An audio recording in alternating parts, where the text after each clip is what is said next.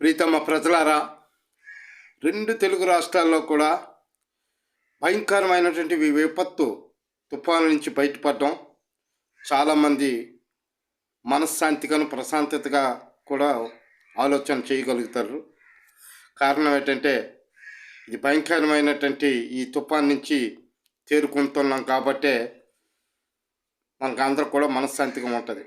కానీ ముఖ్యంగా ప్రభుత్వం ఈరోజు పెద్దగా నష్టాన్ని చవిచూడలేదు అని చెప్తా ఉన్నది. మన ముఖ్యమంత్రి గారు కూడా చెప్తున్నారు, మన డిప్యూటీ సీఎం గారు పవన్ కళ్యాణ్ గారు కూడా పెద్ద నష్టం లేదు, మేము అంతా కలిసి సమైక్యంగానే ఎదుర్కొన్నాం, వీటిని గట్టెక్కించుకున్నాం అని చెప్పేసి అంటున్నారు.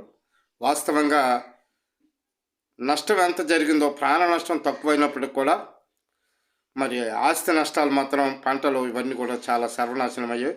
ఇప్పటికే అంతకుముందు అయితే ఈ రైతు బీమా పథకం అనేది సంపూర్ణంగా రాష్ట్ర ప్రభుత్వాలు అమలు చేసేవి. ఇప్పుడు వాటి వల్ల కూడా కొంత కొరవడి రైతులను ఆదుకోలేని పరిస్థితి. ఇప్పటికి ఇంత పరిశీలన చేస్తున్నప్పుడు కూడా నష్టాన్ని అంచనా వేస్తున్నాము. ఈ భయంకరమైన విపత్తు నుంచి బయటపడడం, ఆదుకుంటామని చెప్పేసి అనడమే తప్ప మన మంత్రులు, మన ఎమ్మెల్యేలు, మన ఎంపీలు అందరూ కూడా ఆదుకుంటాం. ఏం ఆదుకుంటాం? ఎలాగ ఆదుకుంటాం? పరిస్థితులు ఏంటి? అసలు రైతులను ఏ విధంగా చక్కదిద్దగలం అన్నటువంటి ఆలోచన అయితే లేదు.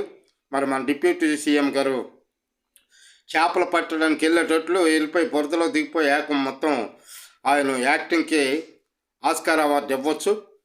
అంత లేదు, రైతుల దగ్గరికి వెళ్ళావు, పోనీ ఏదో బురదలో దిగవో, నీటిలో దిగవో, వరదల్లో దిగవో, కానీ రైతులకి స్పష్టమైనటువంటి హామీ ఇవ్వలేకపోతున్నారు. మీరు ఎవరు కూడా హామీ ఇవ్వలేకపోతున్నారు. తక్షణమే మంత్రివర్గం లేకపోతే అత్యవసర సమావేశాలు ఏర్పాటు, ఈ తుఫాను కారణంగా నష్టపోయినటువంటి వాళ్ళకి ఏమి ఇవ్వగలం, ఏం సహకరించగలం అన్నది ఒక క్లారిటీ వస్తే రైతులకు కూడా కొంచెం మరింత ధైర్యంగా ఉంటారు.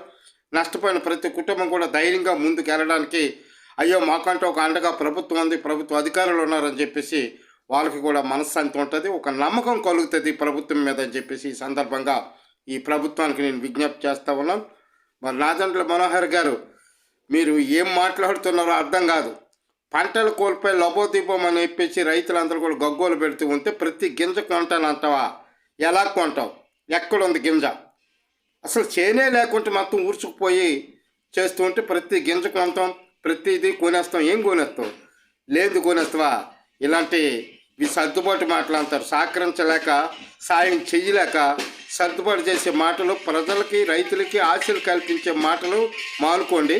సక్రమైన పద్ధతిలో ప్రస్తుతానికి పంటల నష్టపరిహారం అంచనా వేసి వాళ్ళకి రావాల్సిన బీమా సౌకర్యాలు, పంటల నష్టపరిహారానికి ప్రభుత్వమే ఆదుకోవాలి.